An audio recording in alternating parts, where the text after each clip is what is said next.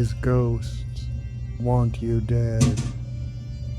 We can't think of anything clever to say in these horrible times, but join us, won't you, in the land of bitchy and spooky make-believe. Hello, I'm Matthew. And I'm Rebecca. We said that we weren't going to record remotely again, but then it snowed, and so we are in the path of the storm that most people are in the path of, and We are snowmageddon indoors in our respective houses.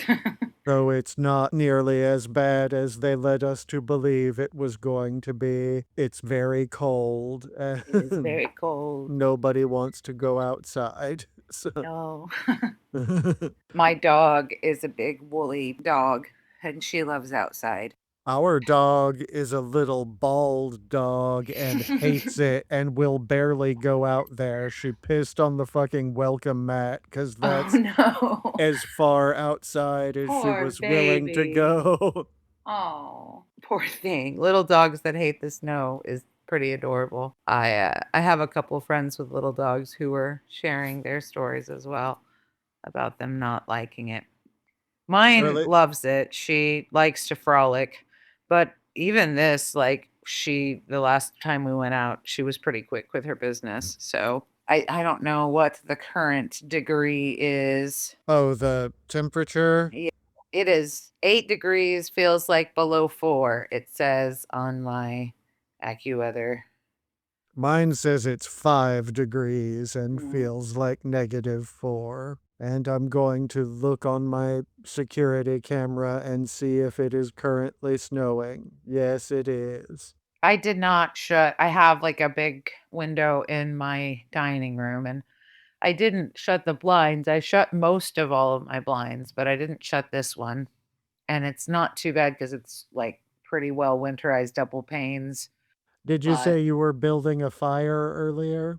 I was planning on it. I have a significant amount of wood that was given to me by a friend.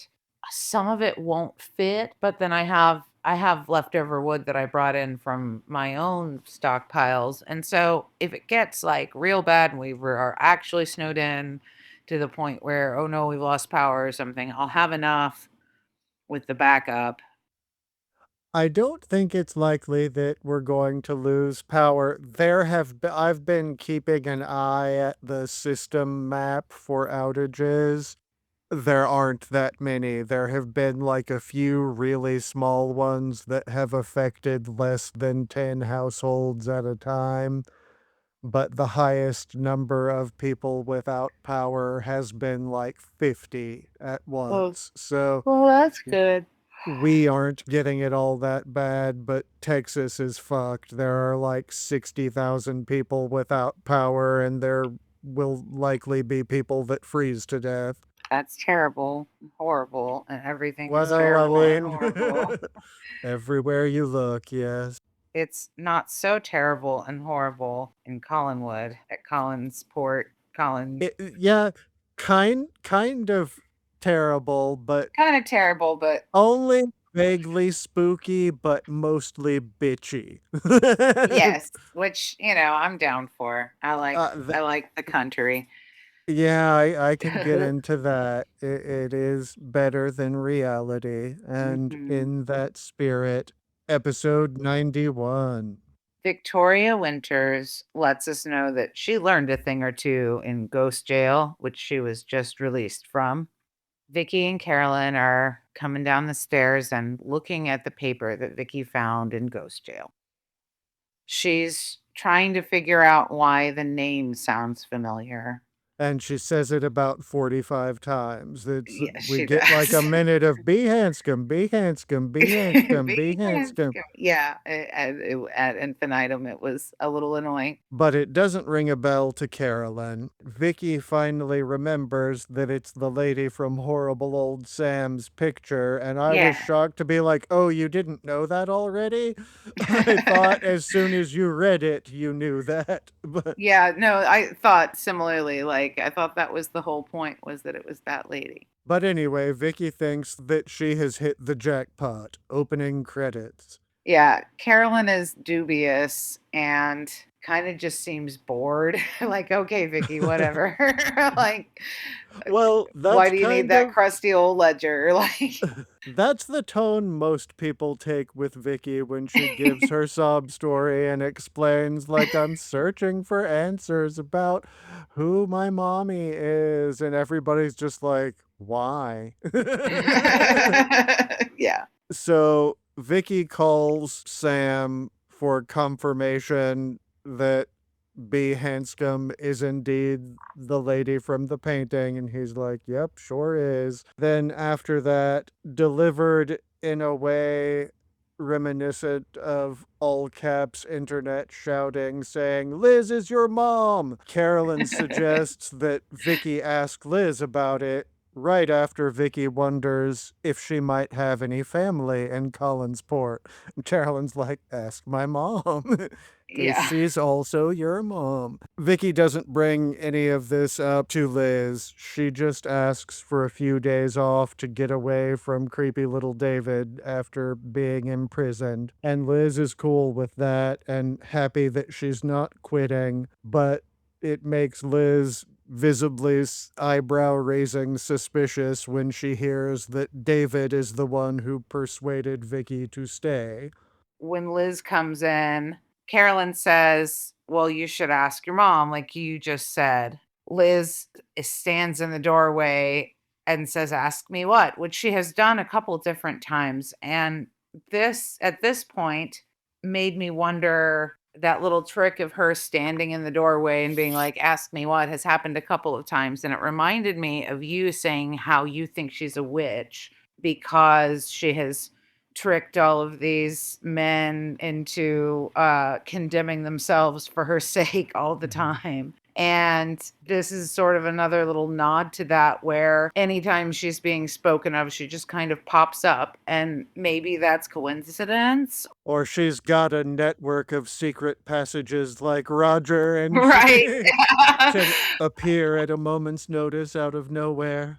Or maybe it's all, just a plot device to lean into the hot old spooky uncanny lady vibe that she's Or she got going just on. doesn't ever leave the house, so she's always right where anybody is. Right, sure. What I'm saying is I don't know if it's intentional or not, but it adds to the idea, that you had, which was maybe she's a witch. Anyhow, later on, Carolyn is bringing Vicky into town to catch the bus, so they stop, of course, at the hotel because the only places that exist in Collinsport are the hotel or the fish factory or the blue whale. And so they go into the restaurant for coffee while Vicky goes into the lobby to check the bus schedule. I guess the buses leave from the hotel. Carolyn calls up to Burke's room and asks him to come down. Vicky returns and announces it's going to be about an hour before her bus leaves, and she tells another sad Foundling home story, and Carolyn kind of rolls her eyes and doesn't care. Vicky announces that she intends to try and see Liz's lawyers at Garner and Garner in Bangor. And Carolyn asks her to call with updates if she finds anything out, and she promises that she'll try to. Burke comes in, and Carolyn pretends that it's just a coincidence and not that she has just called him to join them. And she's being kind of a bitch. And she talks about how Vicky is chasing a silly, flimsy lead that won't lead to anything. And also, Vicky saw a ghost, as if to Yeah. say, "This bitch is dumb and crazy, Burke." That whole time, she's just being really cunty, and really, all of these episodes, she is putting it on, but, she's just like, "Oh, hi, Burke. I'm just hanging out with my dumb, plain old friend Vicky. Isn't she dumb? Isn't her plan bad?" Like, I was Also, just she sees things.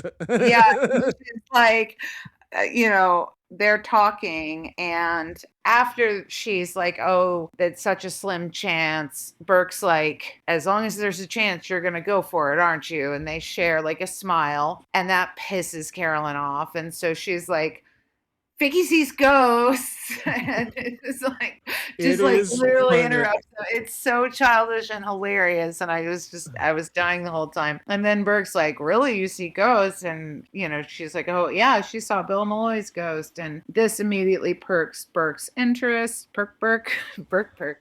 When Burke learns that Vicky is bound for Bangor, he offers to drive her to Bangor, no doubt to bang her. Carolyn makes a hilarious face that I screenshotted and put in the doc just for a reminder if you want to Yeah, tab over it is a good face. it. Carolyn is insistent that Vicky take the bus like the peasant that she is, and Yeah, she's like, almost like banging on the table, like, "Burke, don't take her, please don't go." And he does this weird, kind of hot, kind of gross, domineering thing where he's like, "No, pleasure, business first, pleasure second," and keeps interrupting her and putting her little lady self in her place, which was weird.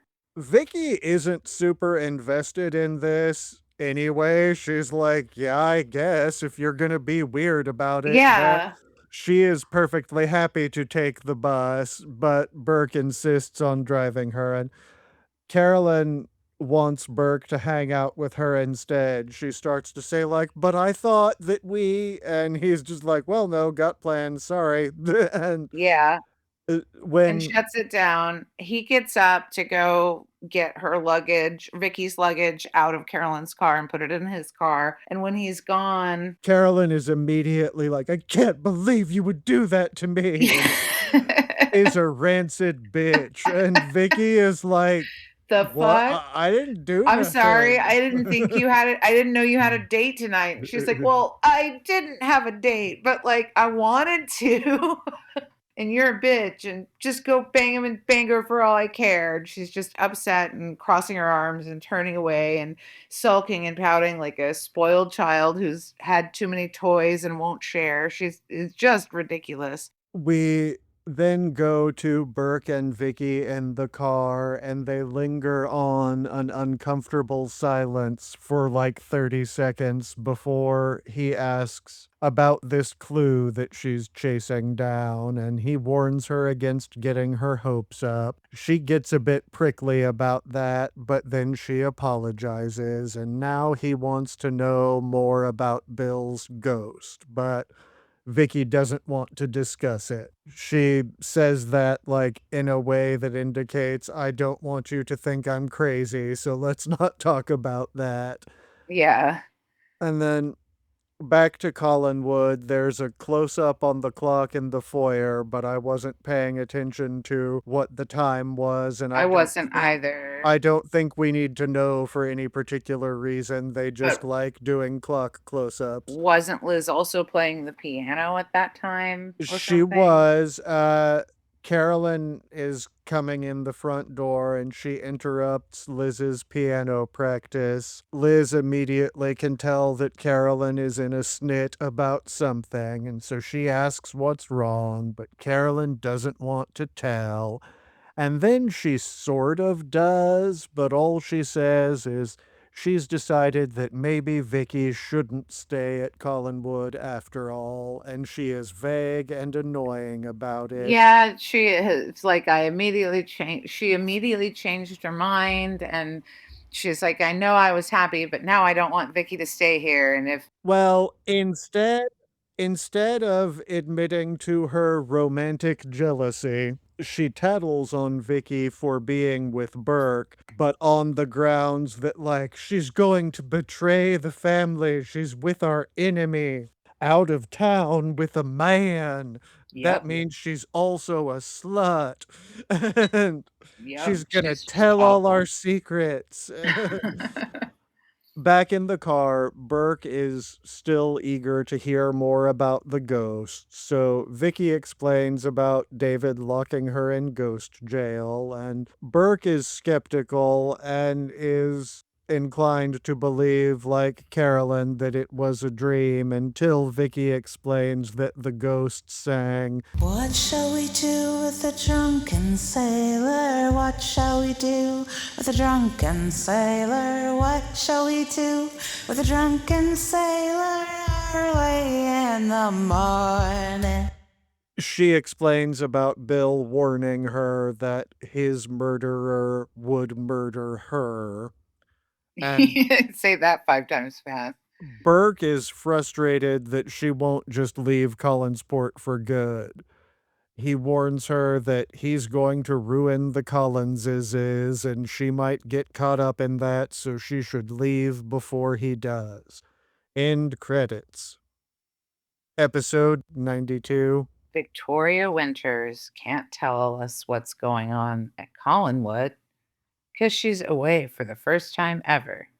Vacation all I ever wanted. But really, she's just in Bangor.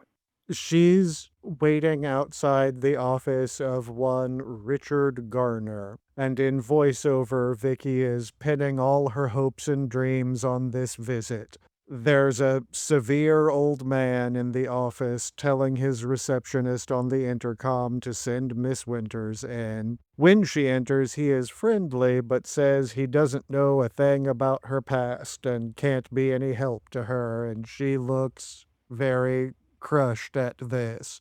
Opening credits. Mr. Garner explains that he only knows about her from what Liz has told him. And he says it in a way that's like, well, just so we're not taking up unnecessary time, just assume that anything that Liz knows about you, I also know about you. To which Vicky is like, I don't know about all that, and confesses to him that she thinks that Liz knows more than she lets on about her. And this is a very dumb thing to say to Liz's lawyer, who is Yeah. going to naturally be on Liz's side and call her Yep. up and tattle the minute you leave the office. I also thought that was dumb.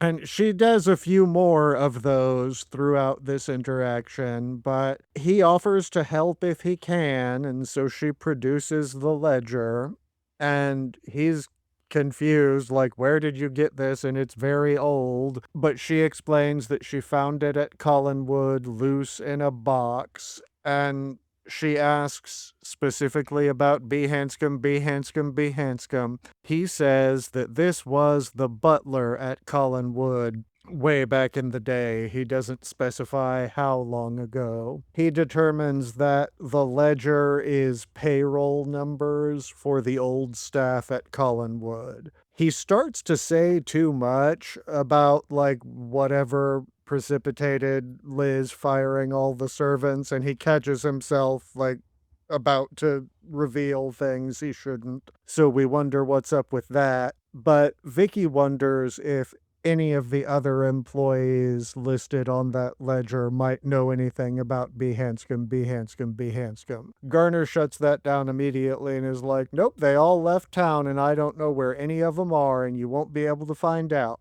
She asks if, well, maybe your partner might have more information. You know, the other Garner. So he calls in his handsome son, who flirts with Vicky, to demonstrate, like, no, he's not going to know anything about it because he is quite young.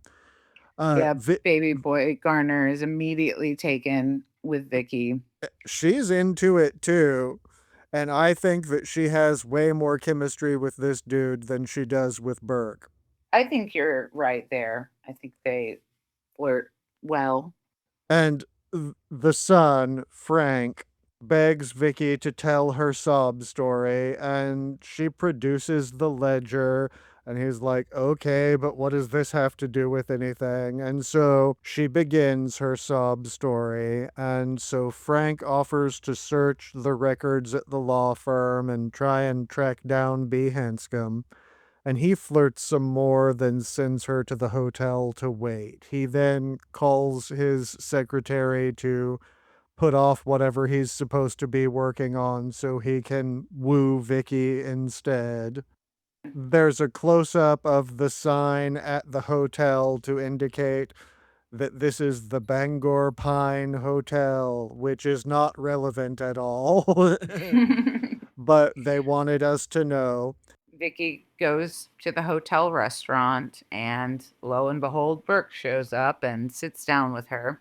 When he joins her, it's a little bit funny because she has just ordered her coffee and grilled cheese sandwich, and then Burke comes in and puts his things down at her table before asking if he can join her, and she calls him on it and is Oh, like, yeah. "Well, seems like you are, so I don't know that I have a say in it."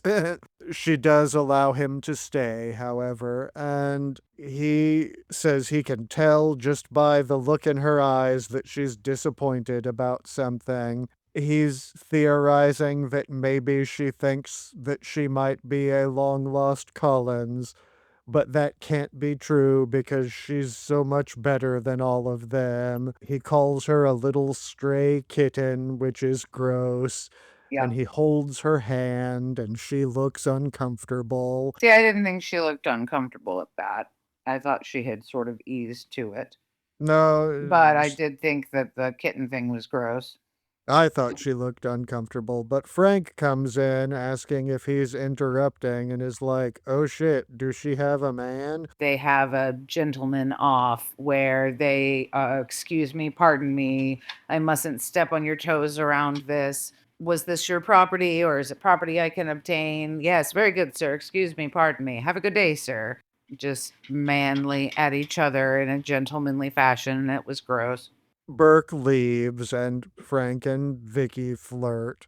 And she's disappointed when she learns that he hasn't found anything yet, even though he was just tasked with it like an hour ago. Baby boy Garner sits down and tries to flirt with Vicky, and she's like, "That's nice, but did you find anything about Hanscom, Hanscom, Hanscom?" Promises he's going to figure it out for her, and back in the office, Daddy Garner is calling Liz to tattle on Mhm. Vicky like he was obviously going to do. End credits. Episode 93, Victoria Winters, reminds us that she is still in Bangor for a couple of days. And now we see Liz's end of the phone call when Daddy Garner called to tattle on Vicky, and Liz looks pissed. Roger is nosy and asks what that was all about, and she explains to him that Vicky is in Bangor with Burke, and they pull faces at each other before the opening credits. Liz points out that Burke is slowly winning all of their children over, what with David thinking they're best friends and Carolyn being in love with him, and now Vicky being out of town for a dirty weekend with him. And uh, they speculate about, well, was this outing planned or was it really a coincidence like we were told that they just ran into each Right. other at the restaurant? And Roger's like, nah, I bet that slut called him up and planned the whole thing. Yeah, they're Liz worries out loud to Roger and says that, Vicky is practically a member of the family and she doesn't like her being alone with Burke. Yeah, practically a member of the family, Liz. But practically Liz brings up that, well, he should be more concerned about them spending time together because what if they discuss, for example, how flimsy Vicky's alibi she gave for Roger really was, and yeah. that she was just going along with his bullshit to get him off her back? Roger is shocked when Liz explains that it was actually David that begged Vicky to stay when she had planned to leave. He goes to talk to David, but runs into Carolyn, who's upset about Vicky and Burke. And Roger says, uh, Well, she that, tries the same shit she pulled with Liz at Roger and like, I'm mad at Vicky for betraying the family and hanging out with our right. enemy bullshit. Yeah. And Roger is like, yeah, sure Yeah. you Okay. are, Sure. girl. Yeah. Um, Roger says that David begging Vicky to stay is very strange, and Carolyn does this thing that I found very fun, which is, yeah, almost as strange as the attraction between Vicky and Burke. Like, Like, it's just this that's very bizarre. Done like she's a little gumshoe. She is something, She's but something. you have not seen her finest work. It is coming. There's Oh, some shit good. that's gonna happen later that you are gonna just cackle. Okay. Oh, I wanna tell you all about it, Don't but I tell can't. me. We'll get there. Anyhow, Roger continues up to talk to David, and David's in his room drawing as Roger enters without knocking. And he asks what David is drawing. David says that it's Bill's ghost as described by Vicky. And Roger wants to know why David suddenly wants Vicky to stay. And he explains pretty quickly that it's because they are ghost friends. And Roger insists that ghosts aren't real, but David disagrees and theorizes that the ghost of Bill might return and tell Vicky who killed him. He goes on to say that the ghost might even tell her that Roger killed him, at which point Roger slaps David across the face and Yep. David starts to run away and Roger chases him. Down in the drawing room, Liz is kind of teasing Carolyn about her crush on Burke as Roger and David enter the drawing room, and David runs to Liz and is being very dramatic, begging Roger not to hit him again. And Liz asks what's going on, and David exaggerates that Roger was trying to kill him. Carolyn chimes in to say that Roger would never hit him. So David's like, he did hit me. And Roger answers, yeah, and I'll do it again if you don't shut up about ghosts.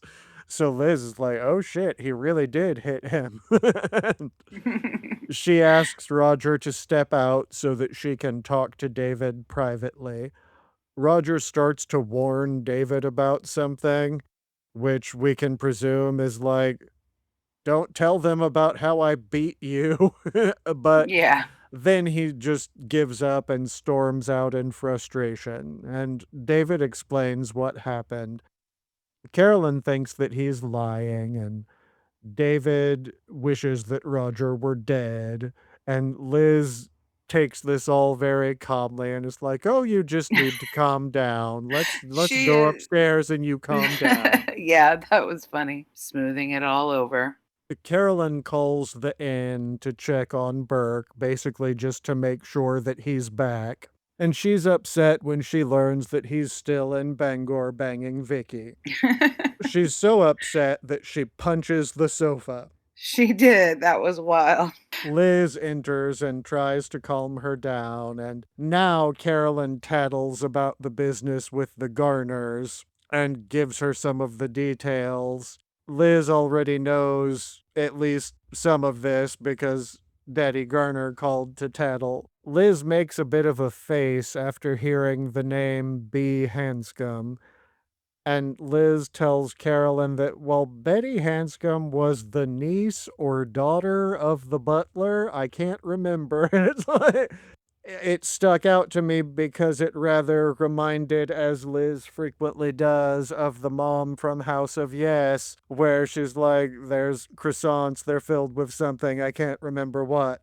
Oh, It yeah. was sort of reminiscent when Liz was like, it was either the butler's niece or daughter, I can't remember which.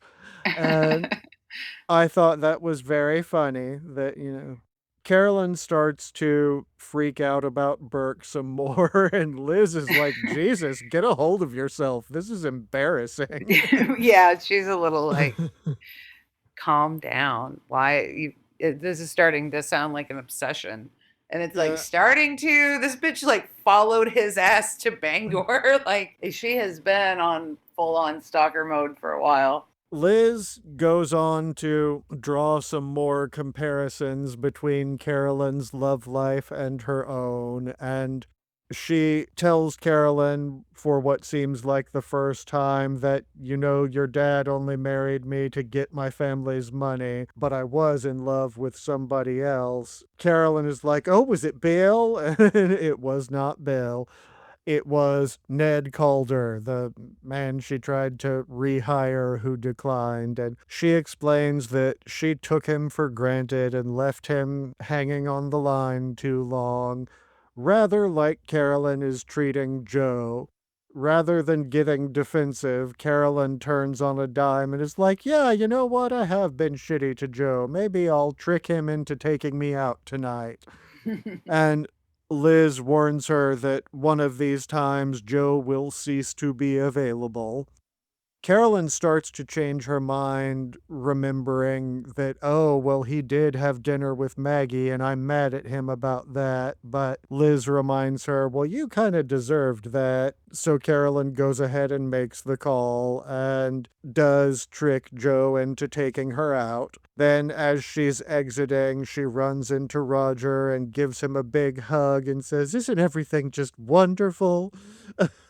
And he's just kind of shakes his head at her crazy mood swings. Which personality disorder do we think Carolyn has? I tend to think that it'd probably be borderline personality disorder I think so too. because she has some of the hallmarks of difficulty in relationships and like glorifying and then devaluing people very quickly at a whim, all or nothing viewpoints. I think that is probably, if I were to armchair diagnose her. Anyhow, Roger enters the drawing room and demands that Liz fire Vicky at once for all the problems and drama she creates.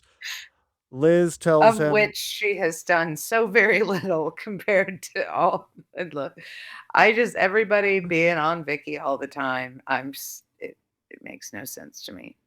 yeah, and Liz tells Roger that he should not have hit David, and Roger Yeah. says he was just being melodramatic. And yes, he was, but pot, kettle, possible father, possible son, like whatever. And Yeah. Roger finally admits, well, yes, I did lose my temper and maybe I shouldn't have done that, but you absolutely must fire Vicky before she gets me in trouble with the police because she has my murder pen from Murder Beach.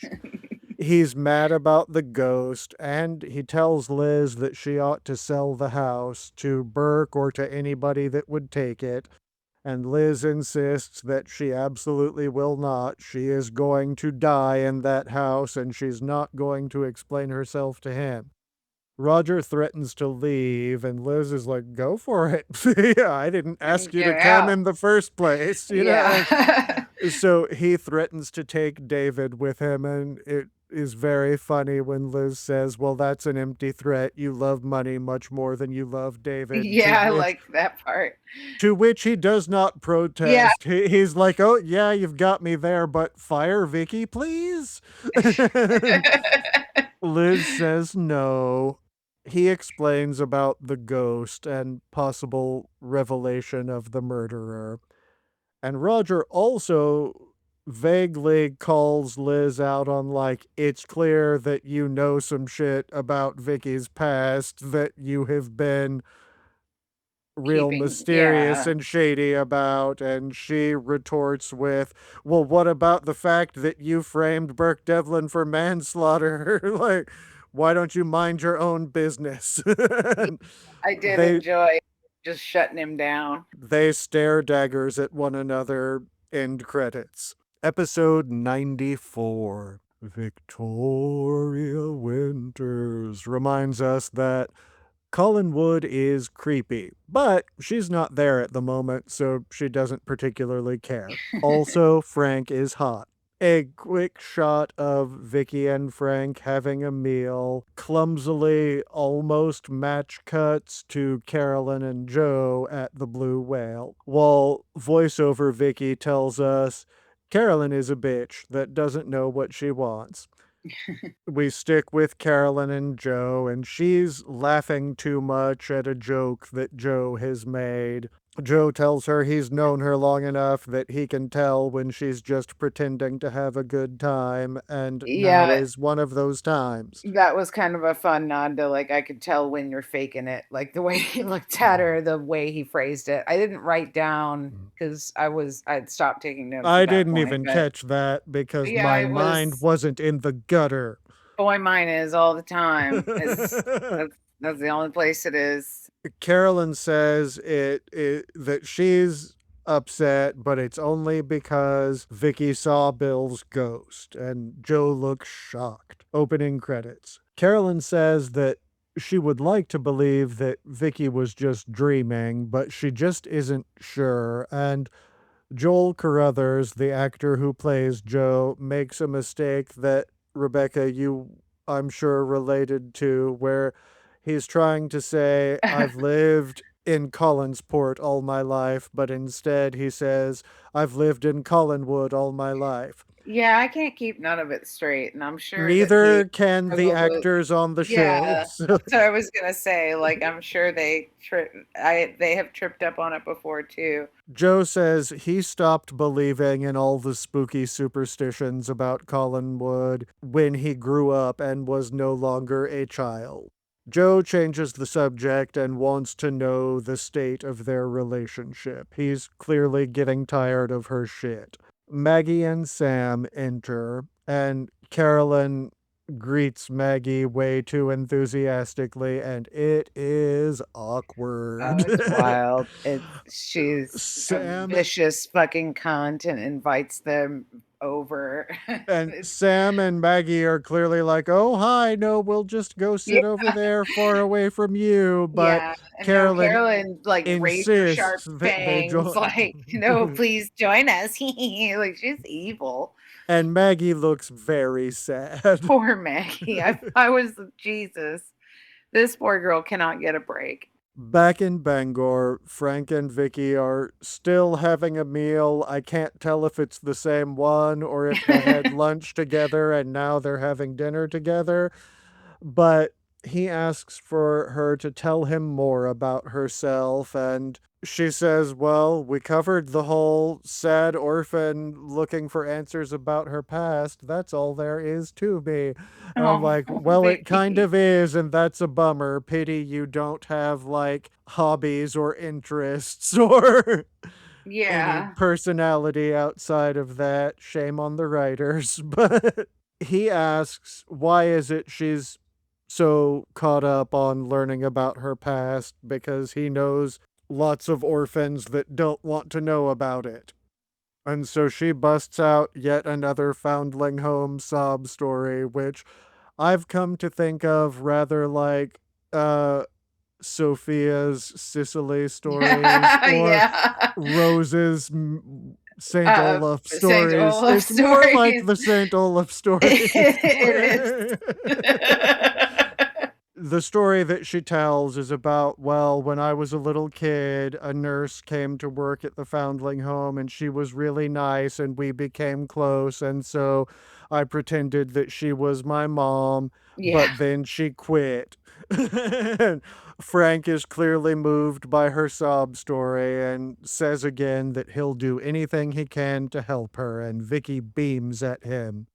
We head back over to the Blue Whale, where the atmosphere is markedly less romantic, and this is evidenced by the sad Blue Whale music coming on the jukebox. And Carolyn bitchily compliments Maggie's dress. And then Joe asks Carolyn to dance, not because he wants to dance, but he wants to pull her aside to be like, hey, why are you being such a bitch? Carolyn insists, like, oh, well, I only wanted them to join us so that Maggie would know that there are no hard feelings about her trying to steal you. Yep. We see Maggie back at the table staring sadly into the distance, and Sam checks in with her and wants to know, well, does it bother you seeing Carolyn and Joe together? And she insists that it does not. And he says, well, that's good because I'd hate to see you waste your time waiting for something that you'll probably never get. And he encourages her to give up, and she encourages him to shut the fuck up and leave her alone. Back in Bangor, Frank and Vicky are discussing the Hanscom hunt some more, and Hanscom he's hunt. flirting some more as Daddy Garner enters, and he has work for Frank to do, mostly to keep him busy and stop him from helping Vicky snoop.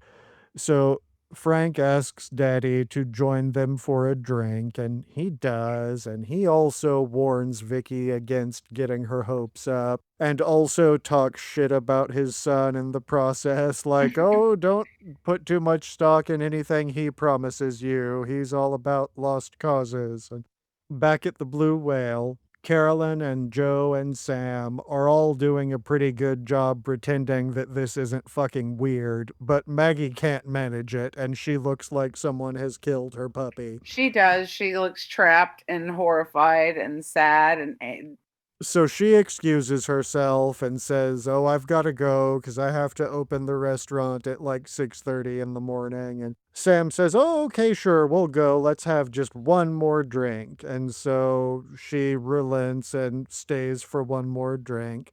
Maggie asks Carolyn where Vicky is because she hasn't seen her in a few days, and why is she not here drinking with us? And Carolyn explains that she's gone to Bangor, and she tells them about the ghost, and she lets on trying to be casual about it, but is not, that Vicky is in Bangor with Burke. And Joe is immediately furious at this news and invites Yeah. Carolyn to dance again, rather insistently, like drag her to the dance floor insistently, so he can be like, "What the what fuck, the fuck?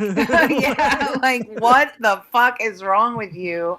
He calls her out on only being interested in him when she's jealous of Burke and Vicky, and they have a big fight, and she storms out saying she's going to walk home, and I think it's storming again because it's always storming in Collinsport. Yeah. So she's like, "You're either driving me home or I'm walking." So he chases her out and drives her home. And right after they leave, Maggie cracks an adorable smile, like, "Oh, I'm not gonna get what I want, am I?" It was cute.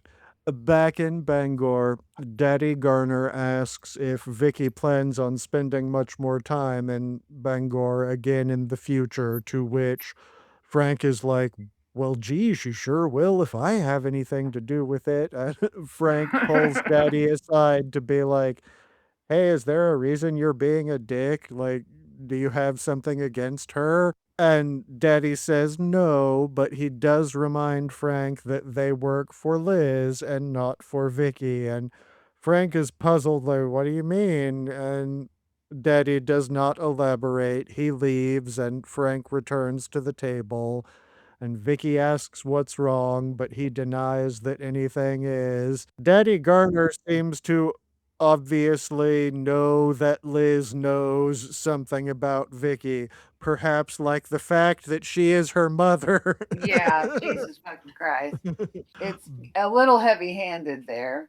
And they never confirm it on the That's so show. wild.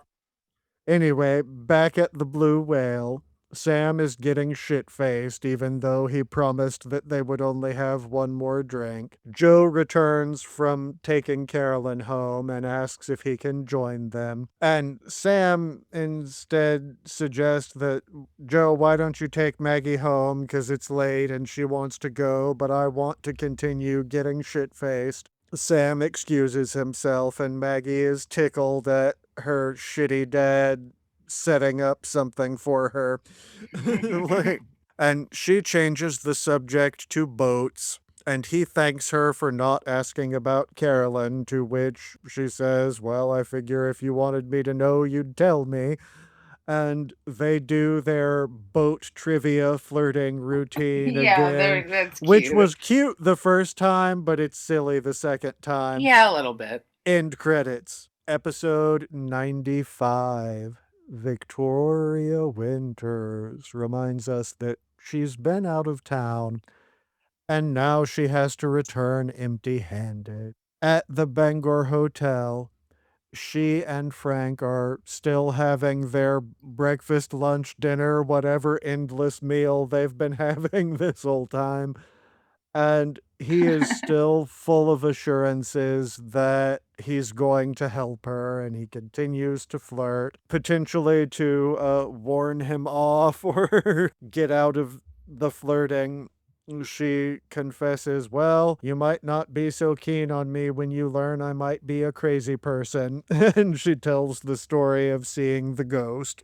Yeah. And she, of course, mentions What shall we do with the drunken sailor? What shall we do? she talks about the murder warning and explains about insane little David. And Yeah. I wrote to myself, Rebecca must have appreciated him being like, how did you let yourself get tricked and lured by a 9-year-old child? Yeah, I was a little like, yeah. That is These a valid that is a valid question. question, bro. Like he likes her, but he's a little like that was kind of dumb, lady. But I mean, girls are dumb and little kittens that have to be protected, Well, apparently. yes, and he will join in on that shortly. I She know. explains about the pen and finding it on Murder Beach, and when he hears the bit about, oh, she had fallen asleep for a minute, he then insists the whole ghost thing. He is condescending and trying to talk her out of her own experiences Yeah. and also I love it trying when to guys do that. he's also trying to get her to quit her job, but she will not. And at this point, Vicky admits that she feels like she belongs at Collinwood, and now we begin to suspect that Yeah, maybe. she might think that she is a long-lost Yeah. Collins. And he's kind of a douche about the whole thing, and then Burke Yeah, arrives. I honestly don't know that I like Frank. Like, I do agree with you that they have good energy, but I don't know. He gives me like a little too enthusiastic. Yeah, he's coming on awfully strong, and I don't trust that. Yeah, I don't trust him. Anyhow, Burke arrives to break it up, and Frank is disappointed when he learns that she is riding back to Collinsport with Burke, and just straight up asked, like, hey, y'all fucking? And Yeah. she says no, and he makes it a little more clear, like, and you don't have any other boyfriends or anything? And she says no, and that she and Burke are nothing more than friends, and also he's weird, like she is not into him. See, Becca, she said it herself. Frank tries one more time to convince her that he should drive her back, which she points out wisely is fucking stupid because you live here in Bangor. He lives in Collinsport. Why would you drive an hour Yeah. when Also, I just met you. I don't know you. That's my purse, as Bobby Hill would say. Like, Anyway, he asks if he can see her again, but not in a professional capacity, and she does agree. Burke is finishing up with old money man Mr. Blair and wants to know why is it taking so long buying all the Logansport fish business. And Blair says that they're waiting on other bids, and Burke thinks, like, what do they think Liz is gonna come up with some money? That bitch is broke. And so he insists that Blair raise his bid by 10%. And Blair tells him that that's just not worth it, and Bert disagrees and says, well, it is to me, and I'm willing to pay 10% more than it's worth just to piss these people off. Blair produces some contracts that require Burke's signature, and at this point, Vicky returns, so Burke asks her to join them. He leaves Vicky and Blair alone together as he goes to check out of the hotel. Blair is surprised to learn that Vicky works for the Collins family and gets a look in his eye, kind of like, what the fuck is Burke doing? Blair produces a fancy silver pen, just like the oh one that yeah. she found at Murder Beach. And Ooh. he explains to her that it was a gift from Burke and that Burke bought them in South America and Yeah. there are only like 6 of them in 6 the of them. world. Yeah. And so he suggests that that pin you found might have belonged to Burke, so you should tell him in case he lost it. And upon closer examination of the pin, Vicky pretends to be mistaken and is like, oh, on second thought, now that I see it up close, this isn't like the one that I found at all, and is clearly lying.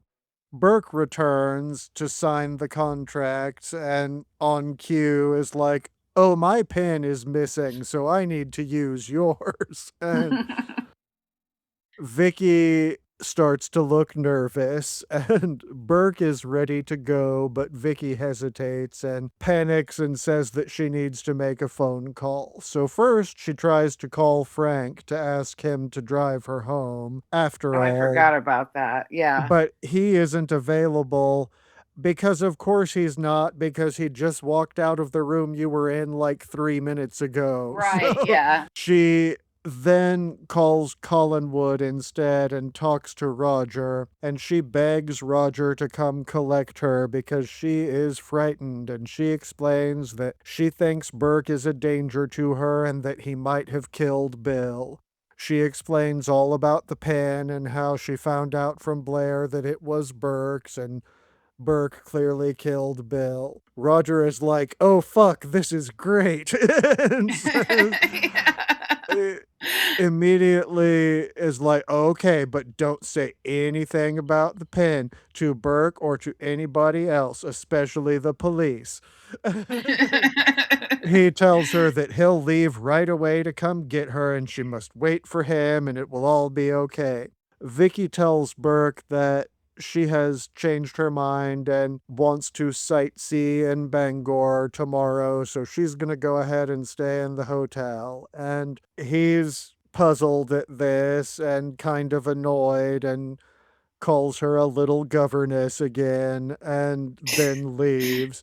Outside, the lightning crashes as Roger exits Collinwood to retrieve her to an orchestral sting. End credits. Yeah, it was pretty good. I wonder so, What do you wonder?